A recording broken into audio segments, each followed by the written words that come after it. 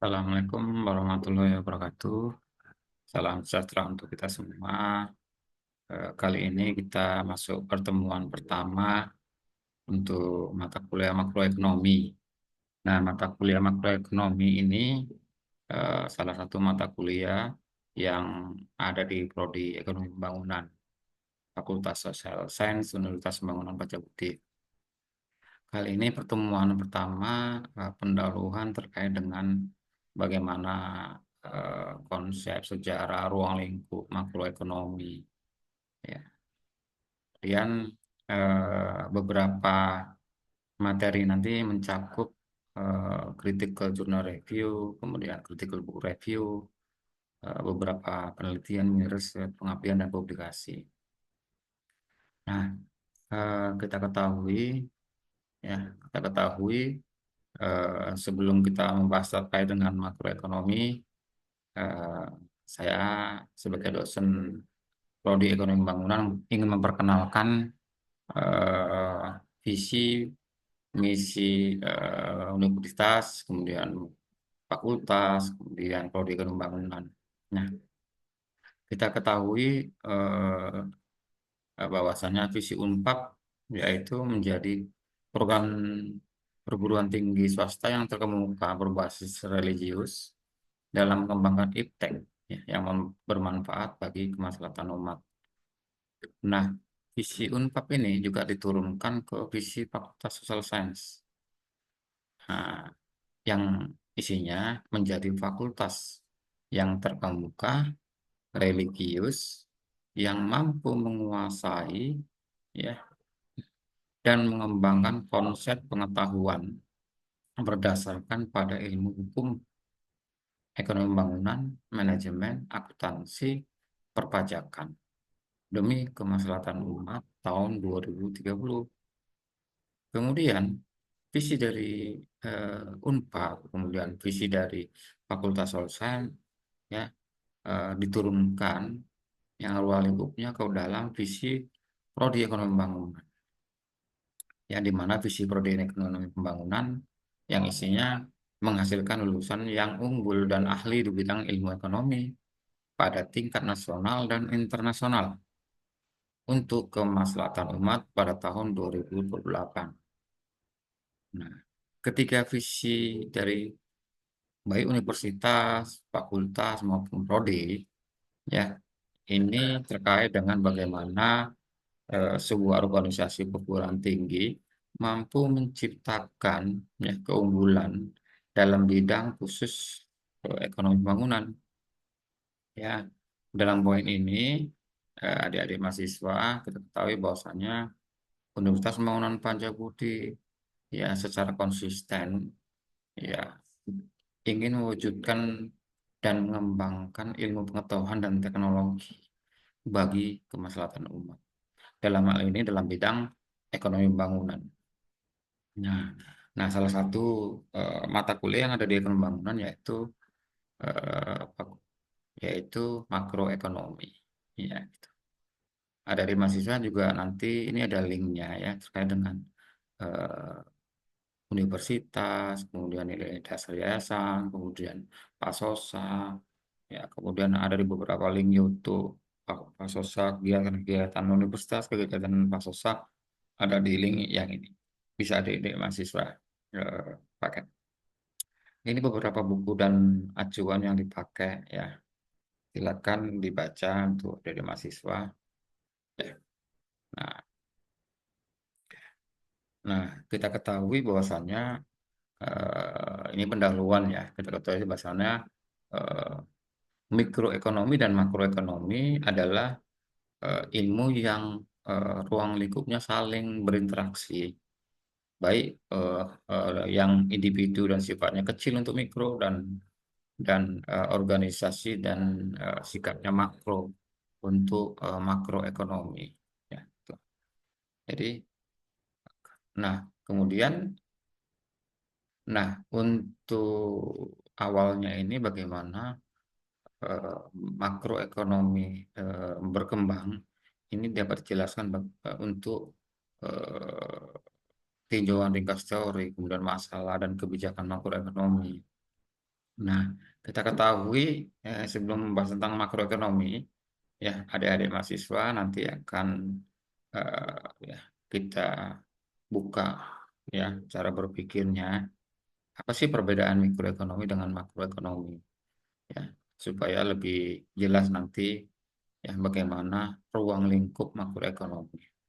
Kita ketahui bahwasanya mikroekonomi itu ya salah satu poinnya adalah mewujudkan efisiensi dalam penggunaan sumber-sumber secara individu, ya. Kemudian mencapai kepuasan yang maksimum.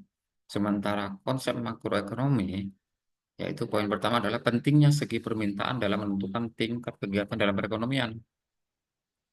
Yang kedua, pentingnya kebijakan dan campur tangan pemerintah untuk mewujudkan prestasi kegiatan ekonomi di tingkat yang diinginkan atau yang dikehendaki.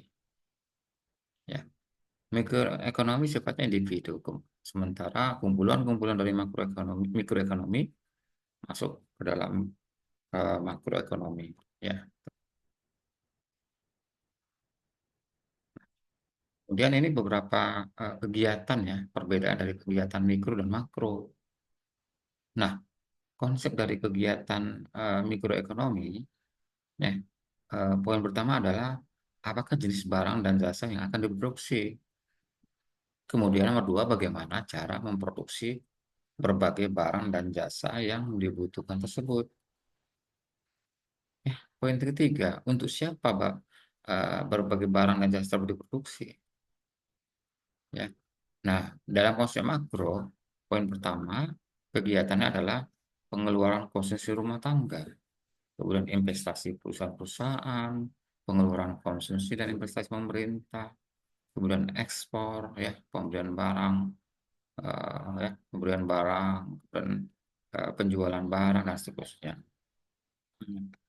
Kita lanjutkan bagaimana masalah-masalah makroekonomi. Nah, nanti akan kita bahas masalah-masalah khusus terkait dengan makroekonomi. Masalah makroekonomi banyak, ya. Cuma ada beberapa ringkasan, ya. Yang pertama, penggunaan tenaga kerja penuh. Jadi makroekonomi membahas terkait dengan nanti tentang ketenagakerjaan, tentang sumber daya manusia, tentang penduduk, ya, tentang tenaga kerja, tentang angkatan kerja, tentang pengangguran, ya. Atau dalam cakupannya ini adalah ekonomi sumber daya manusia.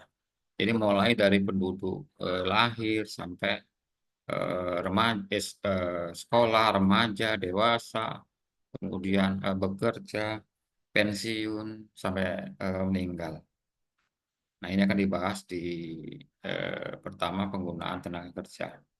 Kemudian poin yang kedua, nanti kita akan membahas terkait dengan eh, bagaimana konsep dari harga, jenis-jenis harga, penentuan harga, tingkat kestabilan harga, kemudian dihubungkan dengan inflasi, gitu ya.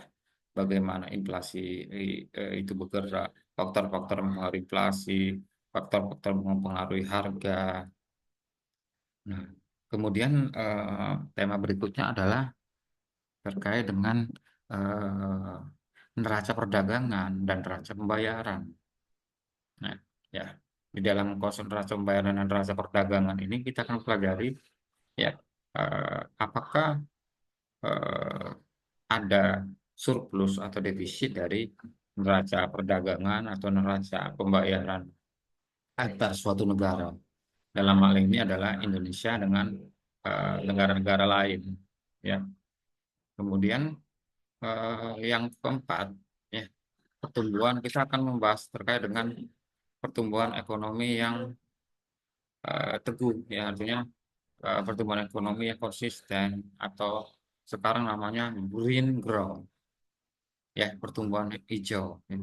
Atau pertumbuhan ekonomi yang berkelanjutan, ya. Jadi inilah nanti masalah-masalah yang akan kita bahas, ya. Nah, kemudian ada di sisi nanti kita bahas terkait dengan kebijakan pemerintah, ya. Kebijakan pemerintah itu ada di sisi nanti kebijakan fiskal, ya. Kebijakan fiskal, kemudian kebijakan moneter, ya. Jadi konsep dalam ekonomi kita ketahui ada dua kebijakan dari sisi fiskal dan dari sisi moneter. Kebijakan dari sisi fiskal yaitu terkait dengan eh, bagaimana eh, pemerintah melakukan pengeluaran ya pengeluaran penerimaan atau government expenditure ya atau pengelolaan anggaran.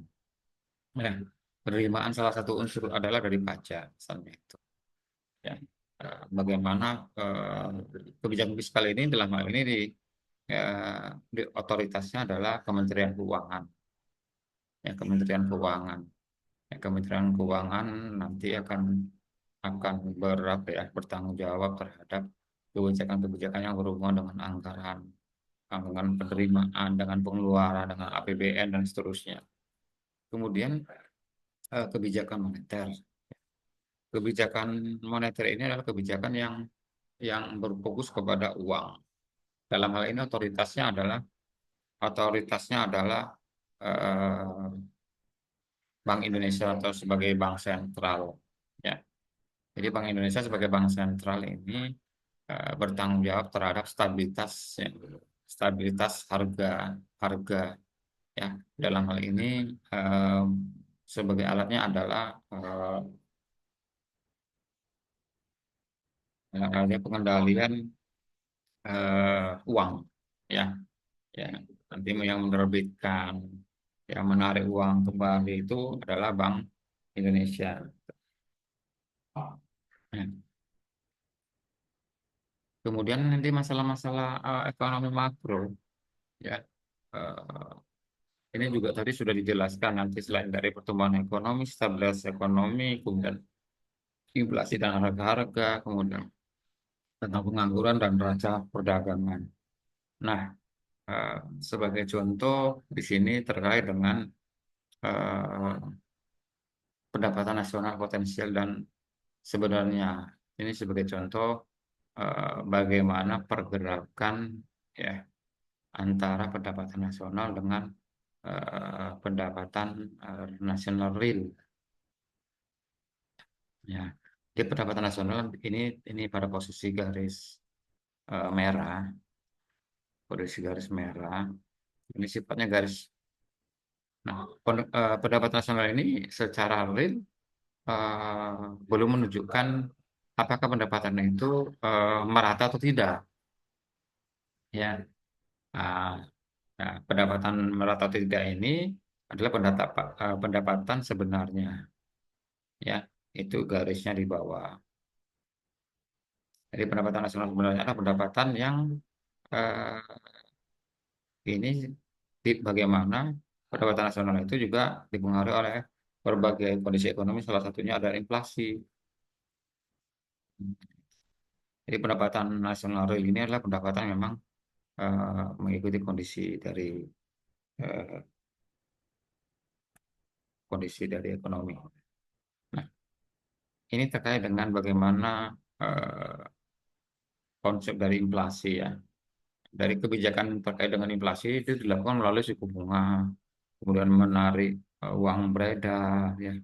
Kemudian terkait dengan pengangguran, ya, ada lapangan kerja, modal, kemudian pertumbuhan ekonomi terkait dengan investasi, kesejahteraan, ekspor impor terkait industri baru dan eh, teknologi. Ya. Nah, ini dalam hal ini ya, kita ketahui bahwasanya tadi dijelaskan bagaimana ekonomi makro dan mikro ya, saling berinteraksi dan saling mendukung ya. Bagaimana pergerakan ekonomi mikro itu mendukung kebijakan dari makroekonomi.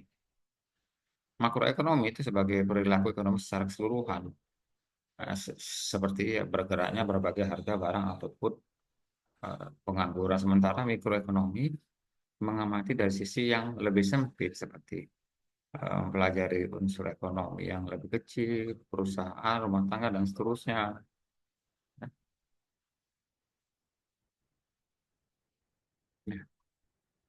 Nah, kemudian eh, ya, makroekonomi ini akan membahas bagaimana juga nanti ilmu ekonomi dalam sisi positif dan ilmu ekonomi dalam perspektif normatif, ya, perspektif normatif.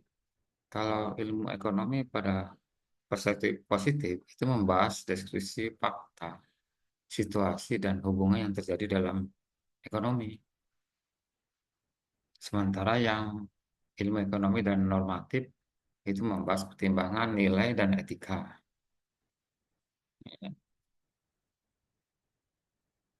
Nah, kita ketahui bahwasannya GNP salah satu indikator dari makro itu yang paling penting adalah GNP. Ya. GNP merupakan gross national product. Eh, jadi gross national product ini eh, adalah penerimaan dari negara yang bersumber dari penduduk yang ada di Indonesia, ya, yang juga berada di luar negeri, ya, konsep. Ya. Nah, kita ketahui bahwasannya eh, untuk pertumbuhan ekonomi kita bisa lihat kita praktekkan ya. Ini ada di contohnya di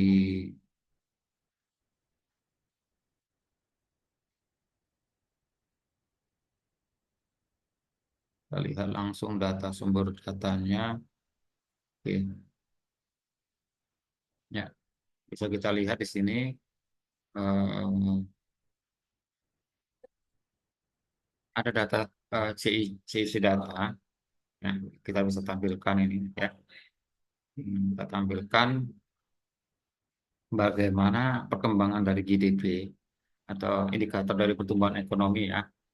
Nah, ini ada CIC data ini lengkap ini ya dari eh, dari negara, dari indikator, dari produk ya dan seterusnya. Nah, ini eh, data dari CICdata.com ini itu memberikan banyak data terkait dengan kondisi makro ya di seluruh dunia.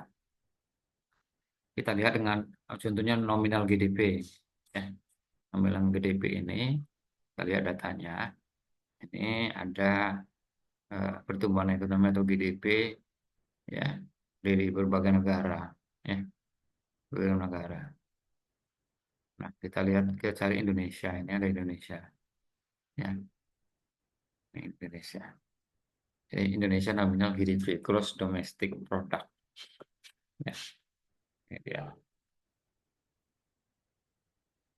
Ya, kita rubah coba ke bahasa Indonesia. Ini Indonesia PDB nominal ya. Ini PDB nominal Indonesia itu dilaporkan sebesar 328,6 juta US dollar ya tahun 2022.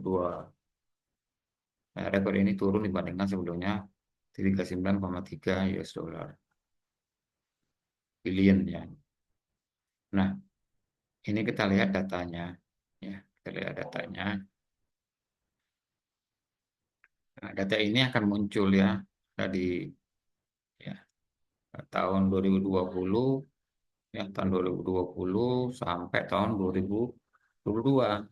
Nah, ini selama COVID ini tahun 2020 ini juga mengalami penurunan ya, penurunan nilai GDP Indonesia.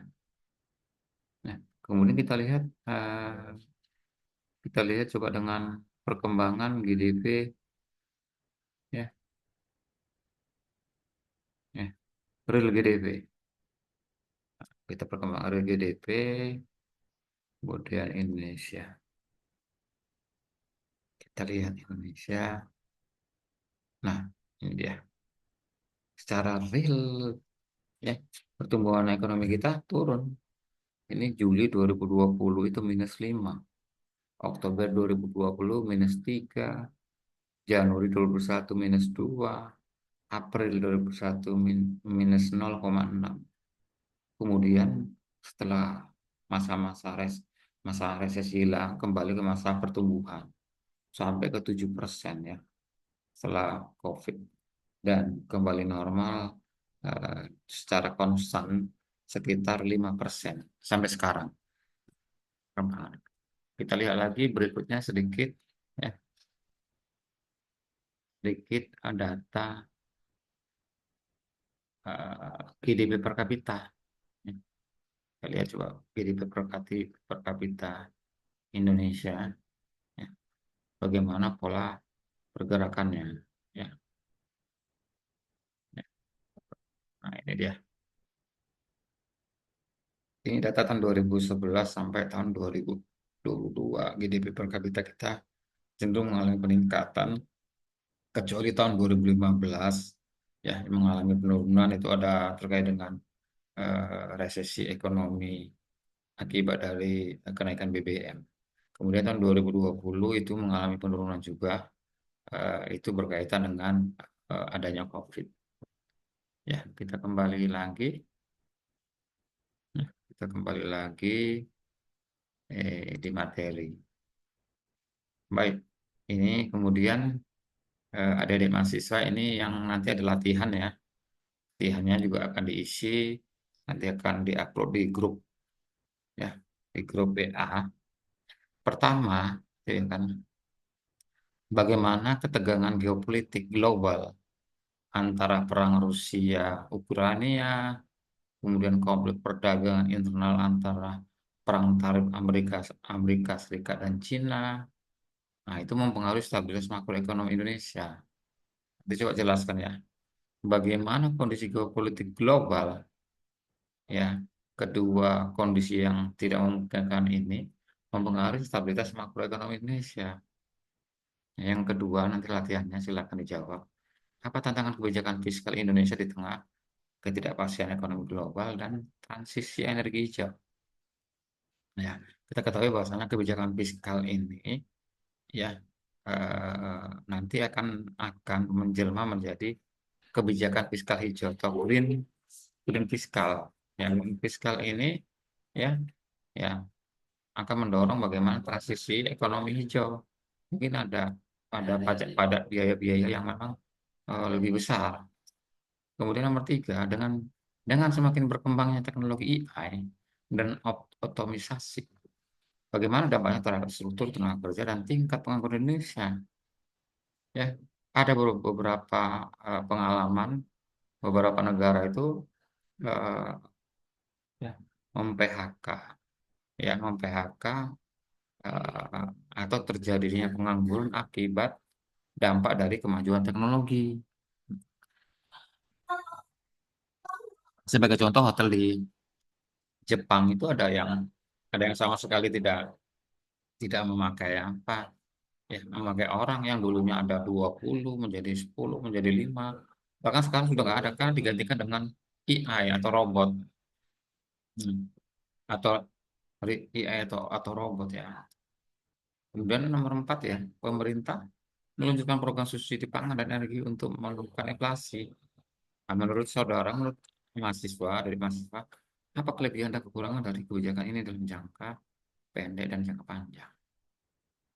Nomor 5, jika Anda guru Bank Indonesia, kebijakan apa yang akan diambil untuk menyeimbangkan pertumbuhan ekonomi dan stabilitas harga di tahun 2005 ini? Ya, baik, itu aja materi dari saya. Ya, saya simpulkan di sini bahwasanya makroekonomi sebagai cabang ilmu ekonomi yang mempelajari ruang lingkup ya pergerakan dari seluruh baik individu maupun organisasi. Ya, yang indikatornya terdiri dari GDP, GNP, dan pertumbuhan ekonomi. Baik, sudahi. eh, Assalamualaikum warahmatullahi wabarakatuh.